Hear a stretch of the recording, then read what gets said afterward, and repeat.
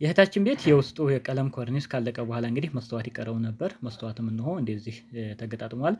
እንዲሁም የበርና መስኮቱም ተቀባብቷል ማለት ነው። ውስጡንም የማሳያችሁ ነው የሚሆነው። በተለይ ደግሞ ገና ቤታችሁ ማሰራት ላሰባችሁ እንዲሁም ደግሞ ውስጡ ግርፍ ቤት ላላችሁ በቀላሉ ቤታችሁን የምታስተካክሉበትን መንገድ የማሳያችሁ ወይም የምነግራችሁ ነው የሚሆነው። ቤቱ በረንዳውን ፕላስቲክ ኮርኒስ በዚህ መንገድ ተሰርቷል። መስተዋት ተገጣጥሟል። መስኮቶች በሮች ሙሉ እንግዲህ በዚህ መንገድ አልቀዋል። ወደ ውስጥ ስንገባ ደግሞ ሳሎኑ ላይ ፕላስቲክ ኮርኒስ ነው የተሰራው። በሚያምር ዲዛይን እንደዚህ ተሰርቷል። ግድግዳው እንደምትመለከቱት ቻክ አልተሰራም፣ ኖርማል ቅብ ነው ማለት ነው። ውስጡ ግን ግርፍ ነው። ሳሎኑ እንደምትመለከቱት ቻክ ነው የሚመስለው ማለት ነው። በዚህ መንገድ እንግዲህ ቤቱን አልቋል ማለት ነው። ስለዚህ ማብሪያና ማጥፊያ ሶኬት አምፖል ነው የሚቀረው ይህ ቤት። በዚህ መንገድ የእህታችንን ቤት ፏ አድርገነዋል ማለት ነው። መስተዋትስ በአሁኑ ሰዓት ስንት ብር ይፈጃል? ሙሉ መረጃውን የምነግራችሁ ይሆናል። አሰላሙ አለይኩም ወረህመቱላህ ወበረካቱሁ። ሰላም እንዴት ናችሁ? ውድ የቻናሌ ቤተሰቦች ሁሉ ሰላም ሁሉ መልካም ከኔ ጋር አልሐምዱሊላህ ሁሉ ሰላም ነው። እናንተም በያላችሁበት ዓለም ዳርቻ ሰላማችሁ ይብዛልኝ። ውድና የተከበራችሁ የቻናሌ ቤተሰቦች እንደተለመደው እንግዲህ እያንዳንዱ ስራዎችን ለእናንተ ይጠቅማሉ ያስተምራሉ ብዬ የማስባቸውን በየትኛውም አጋጣሚ የማገኛቸው መረጃዎች ወደ እናንተ የማቀርብላችሁ ነው የሚሆነው። በዚህም በማቀርብላችሁ ቪዲዮዎች እንግዲህ እናንተም እንደምትጠቀሙ ተስፋ አደርጋለሁኝ። ውድ ተመልካቾች ይህ ቤት እንግዲህ መግቢያ ላይ እንደነገርኳችሁ ውስጡ ቤቱ ግርፍ ነበር። ኖርማል ቀለም ተቀባብቷል። ጀሶ ተቀብቶ ከዛ ላይ እንደገና ቀለም ተቀብቷል። ኮርኒሱም በፕላስቲክ ተሰርቷል። እነሆ መስኮትም እና በር እንግዲህ መስተዋትም በዚህ መንገድ እየተገጠመ ይገኛል። መስተዋት ማስገጠምም ላስባችሁ በአሁኑ ሰዓት ስንት ብር ይወስዳል የሚለውን መረጃ ወደ እናንተ የማቀርብላችሁ ነው የሚሆነው። ቻናሉን ሰብስክራይብ ያላደረጋችሁ ሰብስክራይብ አድርጉ፣ ላይክ ሼር ማድረጋችሁን አትርሱ። ውድ ተመልካቾች መስተዋት እንግዲህ ቤቱ ይህ 7/8 ነው ወይንም ሻወርን ጨምሮ 5 ክፍል የሆነ ቤት ነው። በቆርቆሮ ደረጃ ደግሞ 72 ቆርቆሮ ቤት ነው ማለት ነው። ፍሬንቹም እንደምታዩት ይህንን ይመስላል። እንዲሁም ደግሞ መስኮት 3 መስኮቶች አሉ። የጀርባ በር አለ። ፍሬንቹ በዚህ መንገድ በምታዩት በመስተዋት 2 አይነት ደረጃ አለው። ባለ 4 ሚሊ እና ባለ 5 ሚሊ የሚባል አለ። በባለ 5 ሚሊው ከሆነ ቆንጆውና ደረጃ 1 የሚባለው መስተዋት ነው ማለት ነው። ስለዚህ በሱ ነው እንግዲህ ይህ ቤት የተገጠመው። በባለ 5 ሚሊው እንግዲህ ስንት ብር የወሰደ ይመስላችኋል? ሙሉውን እስከ ገጠማ ድረስ 29,000 ብር የወሰደ ነው ማለት ነው። ስለዚህ በዚህ መንገድ 7/8 ለሰራችሁ የመስተዋት ዋጋ በአሁኑ ሰዓት ከ29 እስከ 30,000 ብር ባለው ቤታችሁን ማስገጠም ትችላላችሁ ማለት ነው። ለምሳሌ 75ም ለሰራችሁ 70ም ለሰራችሁ ይህ መረጃ ይሆናችኋል ማለት ነው። ምክንያቱም 72ም 73ም ቢሆን ለምሳሌ 73ም ሆኖ 7/8 ቤት 7/8 የሆነ ቤት ይሆናል። 72ም እንደዛው ለ70ም ቢሆን እንዲሁም ደግሞ ይህ በክብ ነው። በኤል ሼፕ ለሰራችሁ ደግሞ 58 ቆርቆሮ ሻወርን ጨምሮ 5 ክፍል ቤት ይሆናል። የቆርቆሮ መጠን እንጂ የሚለያየው የቤቱ የውስጡ ክፍሉ ሳይዙ ተመሳሳይ ነው የሚሆነው። የሳሎኑም የመኝታ ቤቱም ሁሉም ከላይ እንግዲህ የቆርቆሮ አጣጣሉ በኤል ሼፕ ቢሰራው ቆርቆሮ ስለማይቆራረጥ 58 ቆርቆሮ በቂው ነው ማለት ነው። ነገር ግን በክብ ሲሆን ደግሞ ቆርቆሮዎች ስለሚቆራረጡ ወደ ቆርቆሮ መጠን ወደ 72 73 ከፍ ይላል ማለት ነው። የቤቱ ስፋት ግን ተመሳሳይ ነው። ስለዚህ ይህ የመስተዋት ዋጋ 7/8 ሆኖ 58 ቅጠል ወይም 58 ቆርቆሮ ለሰራችሁም መስተዋት እስከ 29 እስከ 30,000 ብር ባለው ማስገጠም ትችላላችሁ ማለት ነው። እዚህ ጋር ስንመጣ ደግሞ የመኝታ ቤቱ ጋር ታምቡራታ በር አለው። ከላይ መስተዋት ተገጥሟል እንደምትመለከቱት። ስለዚህ የዚህንም ጨምሮ ነው ማለት ነው 29,000 ብር ይህ ቤት መስተዋት የተገጠመው።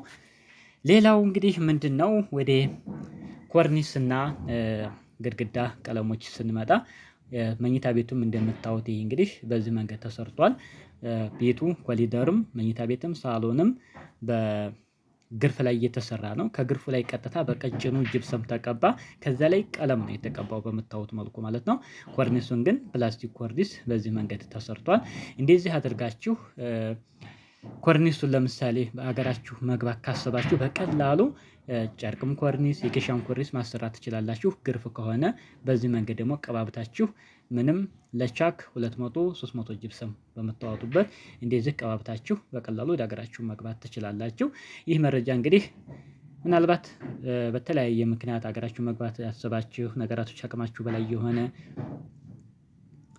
ብዙ እህት ወንድሞች ስለምትኖሩ በዚህ መንገድም ያምራል ማለት ነው። እንደዚህ ተሰርቶ ስታዩት እርግጠኛ ነኝ ተስፋ ታደርጋላችሁ በዚህ መንገድ ለማሰራት እና አቅማችን ለማይፈቅድ በዚህ መንገድ ማሰራት ትችላላችሁ። ከቻላችሁ ኮርኒሱንም እንግዲህ ባለፈው ስንት ወሰደ የሚለውን ሙሉ መረጃ ወደ እናንተ ሰርቼላችኋለሁ። ምናልባት ይህን ቪዲዮ ካላያችሁት ወደኋላ መለስ ብላችሁ 7/8 ለሆነ ውስጡ ግርፍ ለሆነ ቤት ኮርኒስ እና ቀለም ስንት ይወስዳል ብዬ የሰራሁት ቪዲዮ አለ። አንድ ሳምንት አካባቢ የሆነው ነው። እሱን መለስ ብላችሁ ሙሉ መረጃውን የሚያስፈልገው ማቴሪያል ሁሉንም ከዛ ላይ መመልከት ማድመጥ ትችላላችሁ ማለት ነው። ይህንን ይመስላል እንግዲህ እህታችን ቤት ሙሉ ለሙሉ አሁን በዚህ መንገድ ተጠናቋል። ከዚህ በኋላ አምፖል ገጣጥሞ ፈራርሾ መኖር ይቻላል ማለት ነው። ይህን ይመስላል እንግዲህ የመስተዋትም ዋጋ የጠቀስኩላችሁን ይመስላል ማለት ነው።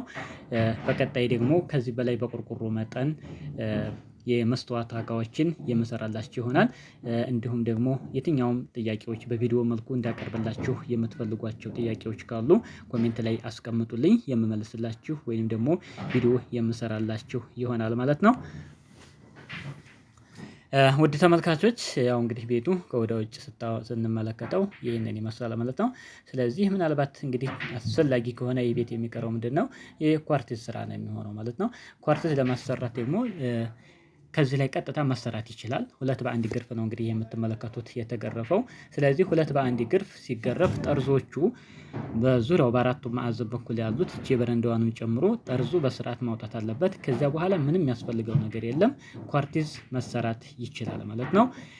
በረራ ግፍ ከተገረፈ ላይ ኳርቲዝ መሰራት አይችልም፣ ግዴታ እሽት ያስፈልገዋል ማለት ነው። እንዲሁም ደግሞ ለሽምብራ ግርፍ የተዘጋጀ ከሆነ ግርፉ የውጭው ለኳርቲዝ አይመከርም ማለት ነው። ሽምብራ ግፍ ከተገረፈ በቀጥታ ምንድነው መሆን ያለበት? ቀለም ነው መቀባት ያለበት ማለት ነው።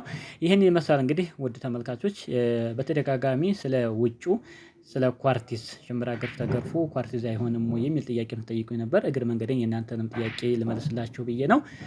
ያው እህታችንም ቤቱ እንግዲህ ጠቅላላ ብሎ ይህንን ይመስላል ማለት ነው። ውድ ተመልካቾች ይህን ቪዲዮ እንደምትወዱት አልጠራጠርም። ላይክ አድርጉ፣ ሼር አድርጉ። እንግዲህ በዚህ ወር ውስጥ ቪዲዮ እየሰራሁ አልነበረም። ኢንሻአላህ አሁን በየቀኑ ለእናንተ የሚጠቅሙ ቪዲዮዎችን የማቀርብላችሁ ነው የሚሆነው።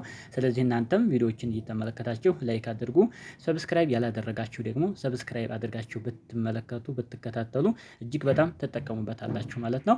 ይህ ቪዲዮ እንግዲህ ቁም ነገር ብቻ ነው በዚህ ቻናል ላይ የሚለቀቀው። ስለዚህ እናንተ ደግሞ እነዚህ ቪዲዮዎች አይታችሁ ራሳችሁን ቤታችሁ እንዴት መስራት እንዳለባችሁ እንዲሁም ከወጭ የምትድኑባቸውን ነገሮች ቤቱ አሰራሩ ቅደምና ተከተሉን የተለያዩ ነገሮችን ትገነዘቡበታላችሁ ብዬ ተስፋ አደርጋለሁኝ። በሌላ ቪዲዮ እስከምንገናኝ ወሰላሙ አለይኩም ወራህመቱላህ ወበረካቱ።